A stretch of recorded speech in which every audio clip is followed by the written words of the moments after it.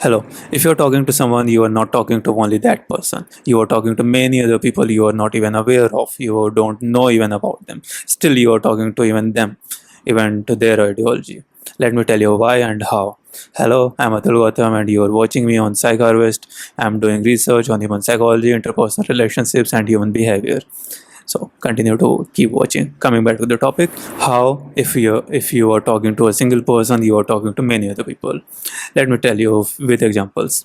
Suppose you are living in a family with joint family setup and बहुत सारे लोग हैं, ग्रैंड पेरेंट्स हैं, अंकल आंट्स हैं और काफ़ी लोग हैं, एक बड़ी फैमिली है.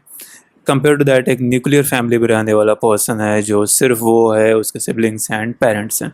दो डिफरेंट फैमिलीज हैं, दोनों की इकोनॉमिक कंडीशन लगभग सेम है, बट स्टिल अगर हम साइकोलॉजिकल पर्सपेक्टिव से देखें तो उन दोनों पर्सनस का बिहेवियर एंड उनकी थॉट प्रोसेस बहुत ही डिफरेंट होगी. जो जॉइंट फैमिली में रहने वाला पर्सन होगा वो अकोमोडेटिव होगा, कोऑपरेटिव होगा, कॉम्प्रोमाइज़ करेगा easily compare to that person जो कि जॉइंट फैमिली में रह रहा हो. उसके अंदर कॉम्प्रोमाइज़ कोऑपरेशन की चीज़ें थोड़ी सी कम होगी. क्यों? क्योंकि जॉइंट फैमिली में बहुत सारे लोग होते हैं और बहुत सारे थॉट्स होंगे, बहुत सारे आइडियोलॉजीज होंगे और बहुत सारे तरीके होंगे चीज़ों को हैंडल करने के. Compare to that nuclear family में कम लोग होंगे, लिमिटेड लोग होंगे, लिमिटेड थॉट्स होंगे. तो अगर ज़्यादा हमारे पास थॉट्स हैं और वो वहाँ पे बहुत ज़्यादा अपोज कर नहीं सकता, अगेंस्ट हम फैमिली में बहुत ज़्यादा जा नहीं सकते हैं. खासतौर पर अगर हम इंडियन सिनेरियो की बात करें तो जॉइंट फैमिली में पेरेंट्स के खिलाफ या एल्डर्स के खिलाफ बोलना एक तरह से टैबू है, एक प्रोहिबिटेड चीज़ होती है. तो वहाँ पे हमें पीस मेंटेन करना होता है. न्यूक्लियर फैमिली में उतने सारे एल्डर्स नहीं होते हैं जिनकी हमें कमांडिंग अथॉरिटी फील होती है, तो ऐसा नहीं होता है. तो उस रीजन की वजह से दोनों में बिहेवियरल बहुत ज़्यादा चेंज होंगे. अगर इसी चीज़ को, इसी एग्जांपल को हम एक पर्सन में इम्प्लीमेंट करें तो एक पर्सन की चाइल्डहुड की, उसकी अपब्रिंगिंग किस तरह की हुई है, किस तरह से वो बड़ा हुआ है, किस तरह से उसके पेरेंट्स ने उसको ट्रीट किया हुआ है, किस तरह से उसके रिलेटिव्स अगर वो हैं तो पास में फिजिकली, तो वो किस तरह से उसके साथ बिहेव कर रहे हैं, उसके आसपास की सोसाइटी किस तरह की है, स्कूल का इन्वायरमेंट क्या है, स्कूल के पूरे लोग किस तरह के हैं, फिर किस तरह की लोकेलिटी है, उसके अलावा फिर उसके फ्रेंड्स किस तरह के हैं, टीचर्स का बिहेवियर किस तरह से, ये सारी चीज़ें उसे एक पर्सन को अफेक्ट करती हैं और उससे एक पर्सन की पर्सनैलिटी बिल्ड करती हैं, ग्रो करती हैं, उसकी मैंटेलिटी ग्रो करती है, बिल्ड होती है.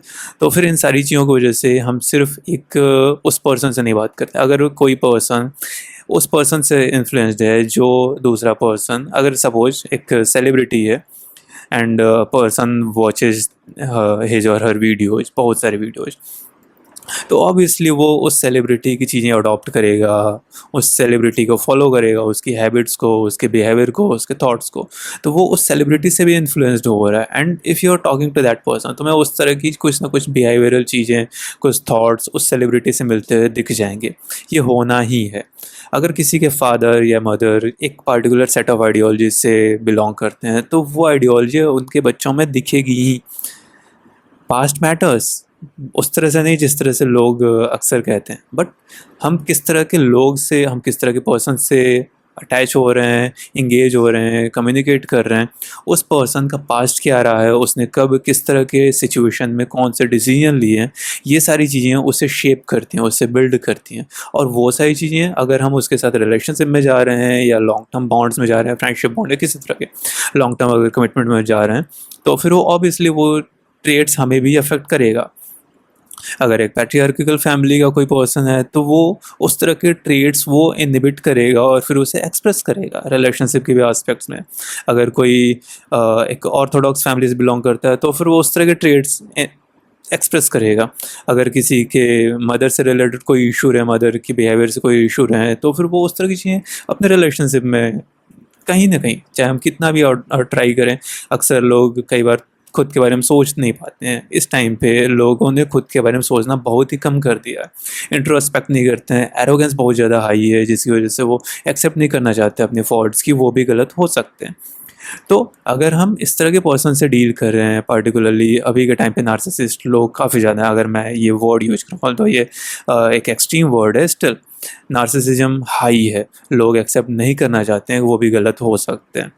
तो सॉल्यूशन क्या है?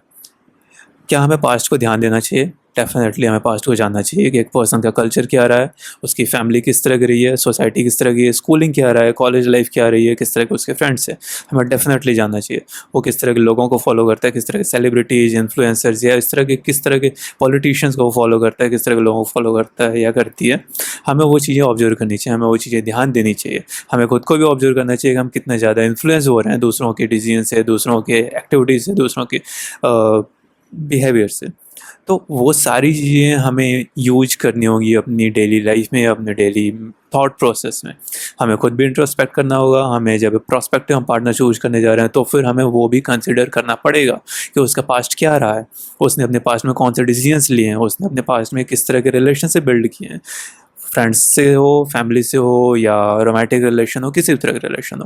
बट वो सारी चीज़ें मैटर करती हैं क्योंकि वो हमें अफेक्ट करेगी फ्यूचर में, वो डेफिनेटली है, वो डेफिनेटली एक सर्टेन फैक्ट है जो होना ही है। So think about it. हमेशा एक ऐसे डिसीजन लो जो तुम्हें बाद में रिग्रेट ना करने के लिए एटलीस्ट एक फैसिलिटेट करें ताकि तुम्हें रिग्रेट ना हो। मैं ये नहीं कह रहा कि हर कोई ग्रेट डिसीजन मेकर है। डिसीजंस हम लेते हैं, गलत डिसीजंस हमसे होते हैं, बट हम उसे किस तरह से मिनिमाइज कर सकते हैं, हम किस तरह से उसे रिजॉल्व कर सकते हैं, ये मैटर करता है। Okay, then thank you. If you like the video, like, comment, share, subscribe, and do everything whatever you can. And tell me what are your thoughts and comments. Thank you. ख्याल रखो।